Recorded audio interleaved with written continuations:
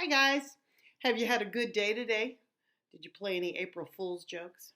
My daughter's favorite was to take a rubber band and put it on the sprayer at the sink, and that way if I turned the water on, it would spray me. She always thought that was so funny. All right, chapter 7, The American Way of Life. After my friends left the White House on Sunday night, I couldn't sleep. I kept thinking about all the fun we had.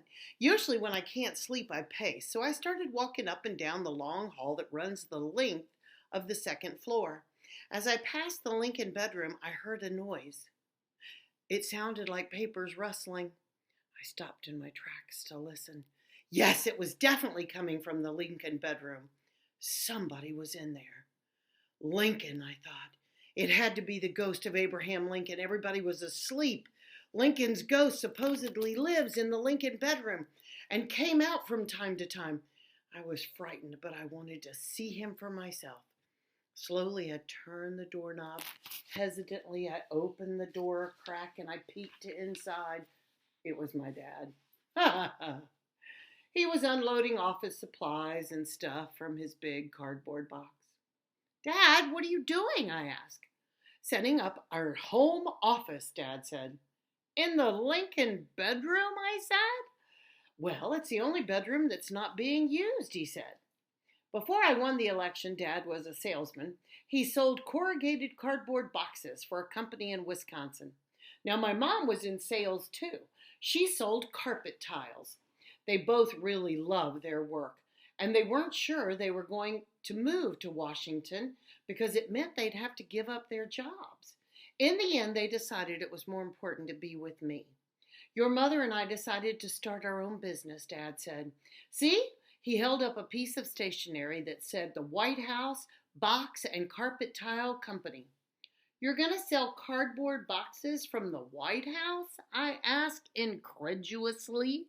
That means you just can't believe it. And carpet tiles, he said. Plenty of people start businesses in their homes nowadays. Yeah, but they don't live in the White House, Dad. This is not cool, I said. Are you ashamed of what your mother and I do for a living? Dad said, and he sounded hurt. No, Dad, I said. Did you expect us to give up our careers when you became president? Dad said. Well, no, I hadn't really thought about what my parents were going to do. I had to admit that. Judson, do you understand how capitalism works? Dad said. Do you know what free enterprise means? Selling stuff, I said.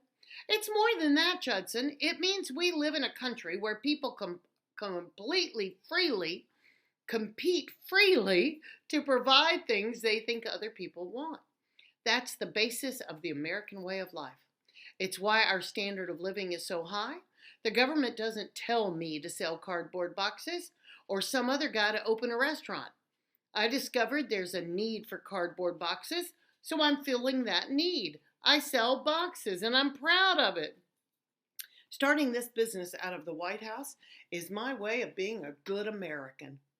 Dad could always find a way to make it seem like life revolves around cardboard boxes.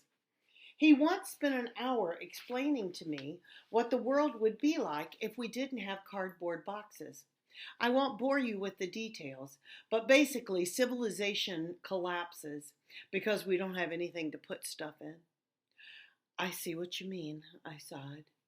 But if Abraham Lincoln's ghost shows up one night and tells you to get your stuff out of his room, can you move your home office someplace else? Sure, son, Dad chuckled. That's the end of chapter 7. Have a great evening. Love you. May the Lord keep watch between me and thee while we're absent one from another. Bye.